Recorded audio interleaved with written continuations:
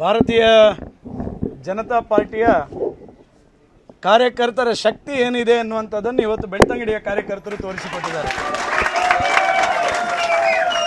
ನಾನು ಒಬ್ಬ ಕ್ಷೇತ್ರದ ಜನಪ್ರತಿನಿಧಿಯಾಗಿ ಒಬ್ಬ ಕಾರ್ಯಕರ್ತನಿಗೆ ವಿನಾಕಾರಣ ಜೈಲಿಗೆ ಹಾಕಿದರೆ ಆ ಕಾರ್ಯಕರ್ತನ ಜೊತೆ ಜೈಲಿನಲ್ಲೂ ಸ್ಟೇಷನಲ್ಲೂ ನಾನು ಹೋಗಿ ಈ ರೀತಿಯ ವಿನಾಕಾರಣದ ಪ್ರಕರಣಕ್ಕೆ ನಾನು ಖಂಡಿತವಾಗಿ ವಿರೋಧವನ್ನು ವ್ಯಕ್ತಪಡಿಸ್ತಕ್ಕಂಥ ಜವಾಬ್ದಾರಿ ಇದೆ ಎನ್ನುವ ಕಾರಣಕ್ಕೋಸ್ಕರನೇ ಈ ಕ್ಷೇತ್ರದ ಮತದಾರರು ನನ್ನನ್ನು ಗೆಲ್ಲಿಸಿರ್ತಕ್ಕಂಥದ್ದು. ಆ ಕರ್ತವ್ಯವನ್ನು ನಾನು ಮೊನ್ನೆ ಮಾಡಿರ್ತಕ್ಕಂಥದ್ದು. ಒಬ್ಬ ಅಮಾಯಕ ಯಾವುದೇ ಆ ಪ್ರಕರಣದಲ್ಲಿ ಇಲ್ಲದಂಥ ಒಬ್ಬ ಭಾರತೀಯ ಜನತಾ ಪಾರ್ಟಿಯ ಯುವ ಮೋರ್ಚಾದ ಅಧ್ಯಕ್ಷನನ್ನು ಬಂಧನ ಮಾಡಿರ್ತಕ್ಕಂಥ ಇದನ್ನೆಲ್ಲವನ್ನು ಸ್ಪಷ್ಟವಾಗಿ ಮಾಧ್ಯಮದ ಮಿತ್ರರು ಜನರಿಗೆ ತಿಳಿಸಬೇಕು. ಆ ಪ್ರಕರಣಕ್ಕೂ ಶಶಿರಾಜ್ ಶೆಟ್ಟಿಗೂ ಯಾವುದೇ ರೀತಿಯಾಗಿರ್ತಕ್ಕಂಥ ಸಂಬಂಧ ಇಲ್ಲದೆ ಭಾರತೀಯ ಜನತಾ ಪಾರ್ಟಿಯಲ್ಲಿ ಮತ್ತು ಬೇರೆ ಬೇರೆ ಚಟುವಟಿಕೆಯಲ್ಲಿ ಮುಂಚೂಣಿಯಲ್ಲಿ ಕೆಲಸ ಮಾಡ್ತಾನೆ ಎನ್ನುವ ಕಾರಣಕ್ಕೋಸ್ಕರನೇ ಅವನನ್ನು ಅರೆಸ್ಟ್ ಮಾಡಿರೋದು, ಆ ಕೇಸಲ್ಲಿ ಫಿಕ್ಸ್ ಮಾಡಿರ್ತಕ್ಕಂಥದ್ದು. ಅದನ್ನು ಒಬ್ಬ ಈ ಕ್ಷೇತ್ರದ ಜನಪ್ರತಿನಿಧಿಯಾಗಿ ನಾನು ಖಂಡಿಸಿರ್ತಕ್ಕಂಥದ್ದು, ಸ್ಟೇಷನ್ಗೆ ಹೋಗಿರ್ತಕ್ಕಂಥದ್ದು.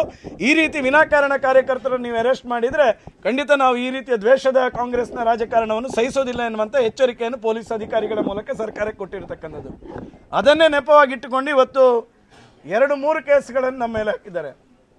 ಒಂದು, ಅವತ್ತು ನಾನು ಮಾತಾಡಿರ್ತಕ್ಕಂಥ ಮಾತುಗಳಿಗೆ ನನ್ನ ಮೇಲೆ ಕೇಸ್ ಹಾಕಿದ್ದಾರೆ. ನಾನು ಈ ಸಂದರ್ಭದಲ್ಲಿ ಮಾಧ್ಯಮದ ಮೂಲಕ ಕೇಳ್ತೇನೆ, ನಾನು ಅಧಿಕಾರಕ್ಕೋಸ್ಕರ ಪೊಲೀಸರಿಗೆ ಬೈದಿಲ್ಲ. ಸಿದ್ದರಾಮಯ್ಯ ಅವರು ಅಧಿಕಾರಕ್ಕೋಸ್ಕರ ಅವತ್ತಿನ ಪೊಲೀಸ್ ಕಮಿಷನರ್ ಬಿದ್ರಿ ಅವರ ಕಾಲರ್ ಪಟ್ಟಿ ಹಿಡಿದ್ರಲ್ಲ, ನಾನು ಕಾರ್ಯಕರ್ತರ ಶಕ್ತಿಗೋಸ್ಕರ ನಾನು ಪೊಲೀಸರಿಗೆ ಬೈದಿರತಕ್ಕಂಥ, ನಾನು ಅಧಿಕಾರಕ್ಕೋಸ್ಕರ ಹಿಡಿದಿದ್ದೇನೆ.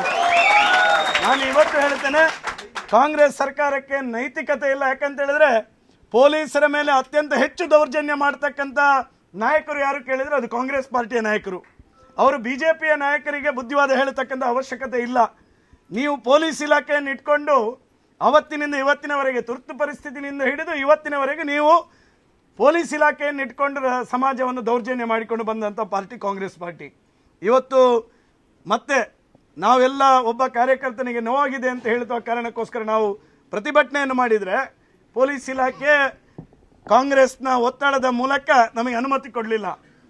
ನಾನು ಕೇಳ್ತೇನೆ, ಇವತ್ತು ಈ ಜಿಲ್ಲೆಯ SP ಅವರಿಗೆ ಕೇಳ್ತೇನೆ, ಈ ಜಿಲ್ಲೆಯ ಉಸ್ತುವಾರಿ ಸಚಿವರಿಗೆ ಕೇಳ್ತೇನೆ. ನಾನು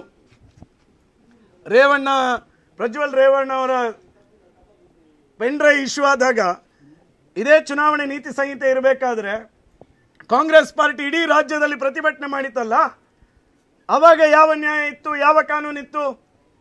ಆದರೆ ಬಿಜೆಪಿಯ ಕಾರ್ಯಕರ್ತನಿಗೆ ಅನ್ಯಾಯ ಆಗಿದೆ ಅಂತ ಹೇಳಿದಾಗ ನೀವು ಹೋರಾಟಕ್ಕೆ ಅನುಮತಿಯನ್ನು ಕೊಡೋದಿಲ್ಲ. ಇದು ಯಾವ ನ್ಯಾಯ ಸ್ವಾಮಿ?